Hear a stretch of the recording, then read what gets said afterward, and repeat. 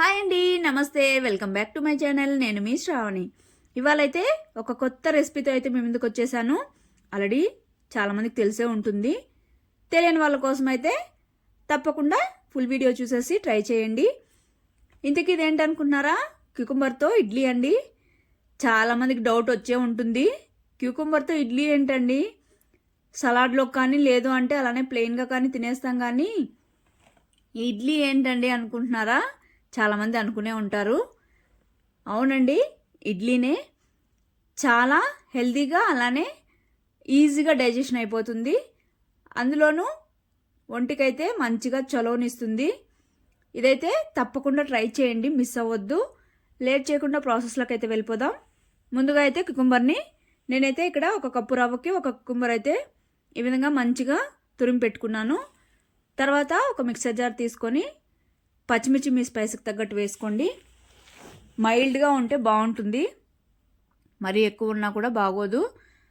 అందులోనే ఒక గుప్పెడు దాకా కొబ్బరి ముక్కలు కూడా వేసుకొని ఈ విధంగా కచ్చపచ్చగా మిక్సీ పట్టుకున్న తర్వాత ఇందులోనే కొత్తిమీరను కూడా వేసుకొని కచ్చపచ్చగా మిక్సీ పట్టుకొని పక్కన పెట్టేసుకోవాలి. ఇక్కడ కొబ్బరి అలానే కొత్తిమీరను కూడా మీరు తురుముకొని కట్ చేసుకున్నా పర్లేదు, లేదంటే ఈ విధంగా మిక్సీ పట్టుకున్నా పర్లేదు. తర్వాత ఒక మిక్సింగ్ బౌల్ తీసుకొని మనం తురుముకున్న క్యూకుంబర్ని అయితే ఇందులోకి ట్రాన్స్ఫర్ చేసుకోవాలి.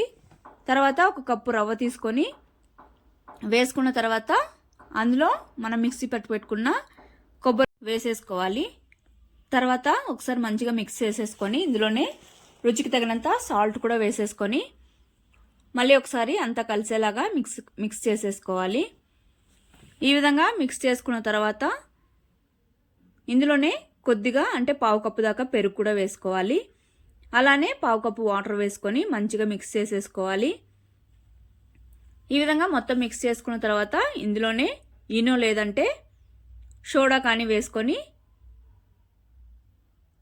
ఇంకా వాటర్ కావాలి అనిపిస్తే కొద్దిగా వాటర్ యాడ్ చేసుకొని మిక్స్ చేసేసుకొని మూత పెట్టుకొని ఒక 20 మినిట్స్ వరకు పక్కన పెట్టేసుకుంటే మంచిగా సెట్ అయిపోతుంది బ్యాటర్ అనేది.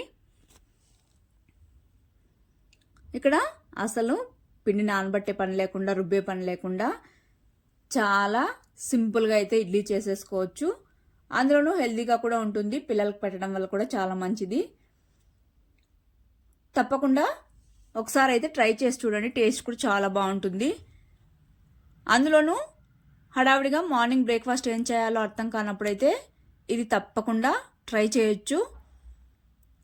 తర్వాత చూడండి, 20 మినిట్స్ తర్వాత ఒకసారి మంచిగా మిక్స్ చేసుకొని కొద్దిగా వాటర్ యాడ్ చేసుకున్నాను. ఇందులో క్యూకుంబర్లో కూడా వాటర్ ఉంటుంది కాబట్టి ఎక్కువ వాటర్ పడదండి ఇందులోకి. నార్మల్ ఇడ్లీకి అయితే కొద్దిగా బ్యాటర్ లూజ్గా ఉన్నా పర్లేదు. కాబట్టి దీన్ని కొద్దిగా కన్సిస్టెన్సీ అనేది మరీ జారుగా కాకుండా ఈ థిక్నెస్ ఉంటే సరిపోతుంది. తర్వాత ఇడ్లీ ప్లేట్కి ఆయిల్ రాసేసుకొని ఈ విధంగా పిండినైతే పెట్టేసుకోవడమే.